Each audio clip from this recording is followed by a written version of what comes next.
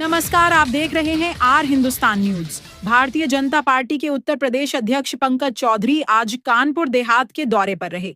इस दौरान उन्होंने संगठनात्मक गतिविधियों में हिस्सा लिया और पार्टी पदाधिकारियों के साथ बैठक कर आगामी चुनावों को लेकर रणनीति पर चर्चा की।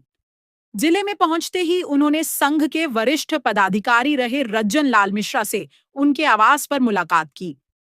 भारतीय जनता पार्टी के प्रदेश अध्यक्ष पंकज चौधरी रविवार को कानपुर देहात पहुंचे। उनके दौरे को लेकर पार्टी कार्यकर्ताओं में खासा उत्साह देखने को मिला। जिले में आगमन के बाद उन्होंने सबसे पहले संघ के वरिष्ठ पदाधिकारी रहे रज्जन लाल के आवास पहुंचकर शिष्टाचार मुलाकात की और उनका हालचाल जाना। इस दौरान उनके साथ भाजपा के क्षेत्रीय अध्यक्ष प्रकाश पाल, राज्य मंत्री प्रतिभा शुक्ला, विधायक और सांसद समेत कई वरिष्ठ नेता मौजूद रहे। वहीं राज्य मंत्री प्रतिभा शुक्ला व पूर्व सांसद अनिल शुक्ल वारसी ने प्रदेश अध्यक्ष पंकज चौधरी का चांदी का मुकुट, अंगवस्त्र व भारी भरकम माला पहनाकर स्वागत किया। इसके बाद प्रदेश अध्यक्ष पार्टी कार्यालय पहुंचे, जहां उन्होंने पार्टी पदाधिकारियों और कार्यकर्ताओं के साथ बैठक की।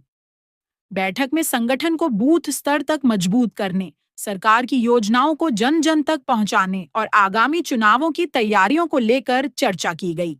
प्रदेश अध्यक्ष ने कार्यकर्ताओं को चुनावी तैयारियों में पूरी ताकत से जुटने का संदेश दिया और जीत का मंत्र भी दिया। अपने दौरे के दौरान पंकज चौधरी भोगनीपुर में आयोजित एक कार्यक्रम में भी शामिल हुए। भाजपा नेतृत्व का यह दौरा संगठन को मजबूत करने और आगामी चुनावों के लिए कार्यकर्ताओं में उत्साह भरने की दृष्टि से महत्वपूर्ण माना जा रहा है। पार्टी कार्यकर्ताओं का कहना है कि प्रदेश अध्यक्ष के दौरे से संगठन को नई ऊर्जा मिलेगी और चुनावी तैयारियों को और गति मिलेगी।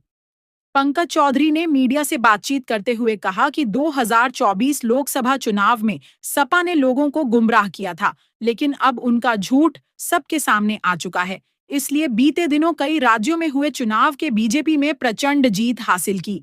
इंडिया अलायंस पर पंकज चौधरी बोले, उस पर क्या ही बोले। 40 साल पुराना संबंध कांग्रेस और डीएमके का था, लेकिन जरा सा वो सत्ता से दूर गए और कांग्रेस को उसका साथ छोड़ने में एक पल नहीं लगा। बंगाल की भी हालत देख लिए, झारखंड के मुक्ति मोर्चे की हालत देख लीजिए। इंडिया अलायंस का अब कोई मतलब नहीं रह गया है। कुछ जिलों का पहले भी मैंने दौरा किया है और आज उसी दौरे के क्रम में कानपुर से लेकर और झांसी तक कई जिलों का दौरा जाकर के कार्यकर्ताओं से मिलना, उनका बातचीत सुनना, उनसे साथ बैठ करके रणनीति बनाने का काम किया। लगातार चुनाव पास में आ गया है, किस तरीके की तैयारी इस बार, क्योंकि लोकसभा चुनाव में जिस तरीके से कुछ हताशा आप देंगे, इस बार चुनाव में क्या रहेगा? देखो, भारतीय जनता पार्टी का कार्यकर्ता सदैव काम करता रहता है, 365 दिन काम करता है, चुनाव हो या चुनाव ना हो। ये सही है कि चुनाव जब आता है तो थोड़ा सा और रणनीति चेंज करनी पड़ती है। जैसा आपने कहा कि 2024 के रिजल्ट के बारे में, उस रिजल्ट में कहीं ना कहीं ये अफवाह उड़ाया गया कि संविधान बदल दिया जाएगा, संविधान संशोधित कर दिया जाएगा। 2 साल से ज्यादा दिल्ली सरकार हो गई, कहीं कोई परिवर्तन हुआ?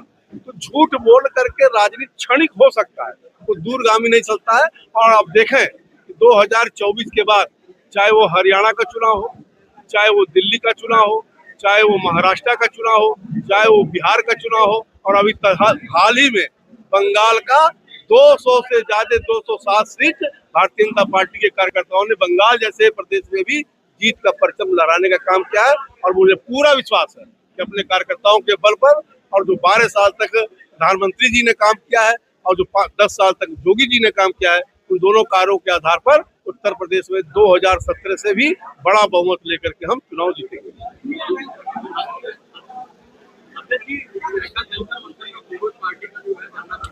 देश में बहुत पार्टियां हैं, देश में बहुत पार्टियां अपना अपना कार्यक्रम करती रहती, वो भी कार्यक्रम हुआ। इंडिया अलायंस अगर आप देखो, इंडिया अलायंस की हम क्या बात करें, 40 साल पुराना संबंध कांग्रेस और डीएमके का था, और जरा सा सत्ता से वो दूर गए और डीएमके का साथ छोड़ने में 1 मिनट भी कांग्रेस को नहीं लगा। बंगाल की भी हालत आप देख रहे हो, झारखंड मुक्ति मोर्चा की भी हालत देख रहे हो, तो इंडियन अलायंस का कोई मतलब नहीं रह गया।